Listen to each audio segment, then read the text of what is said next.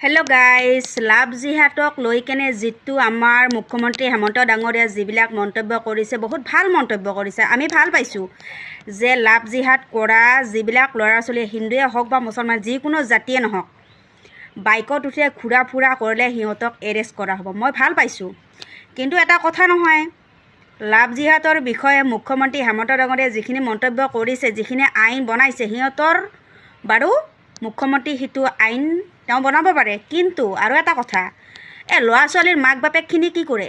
ঘৰত কি ঘৰা ঘা কাটে নেকি?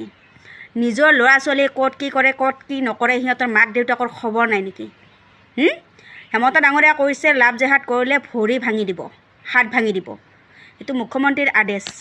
যিয়ে নহওক, আইন বনাইছে বাৰু ভাল কথা, কিন্তু আপোনালোকে কি কৰি আছে? আপোনালোকৰ ল'ৰা ছোৱালীয়ে হোটেলত যায়, ৰেষ্টুৰেণ্টত যায়, হোষ্টেলত পঢ়ে, হোষ্টেলৰ পৰা ক'ত যায় ক'ত নাযায় সেইখিনি খবৰ লৈছানে আপোনালোকে? নিজৰ মাক বাপেকৰ দায়িত্ব। নিজৰ ল'ৰা ছোৱালী কি কৰে কি নকৰে সেইটো হৈছে নিজৰ মাক বাপেকৰ দায়িত্ব।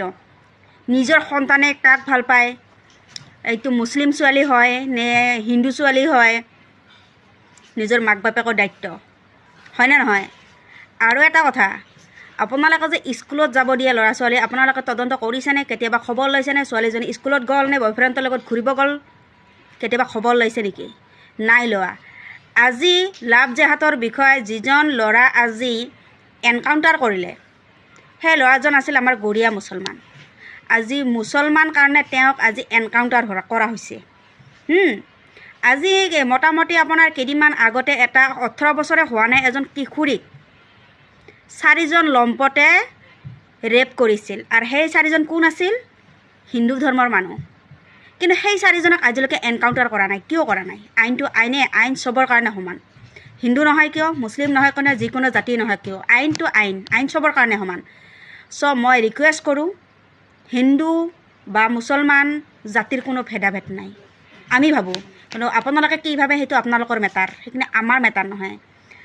মই এটা কথা ক'ব খুজিছোঁ যে লাভ জিহাদৰ বিষয়ে আমাৰ মুখ্যমন্ত্ৰী যিটো আইন কৰিছে সেইটো বাৰু ভাল কথা, কিন্তু 1 নম্বৰ এটা কথা, নিজৰ মাক বাপেকৰ কথা হ'ব লাগে।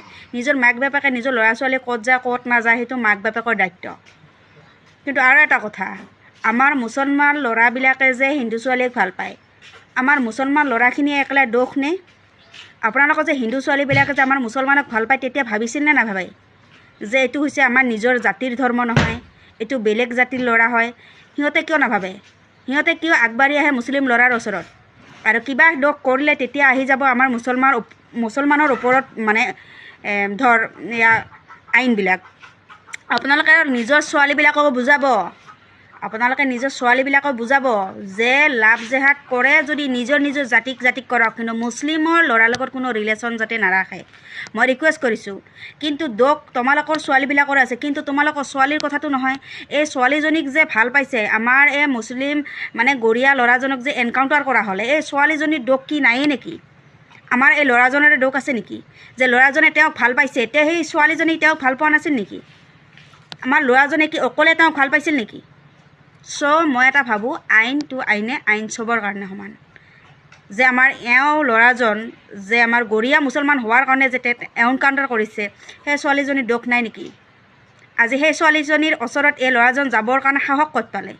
নিশ্চয় সেই সাহসখিনি সেই ছোৱালীজনী দিয়াৰ কাৰণে আজি সেইখিনি সাহস পাইছে, হয়নে নহয়? গাইজ কমেণ্ট কৰিব, পাৰিলে ভিডিঅ'টো শ্বেয়াৰ কৰি দিব, গম পাইছানে?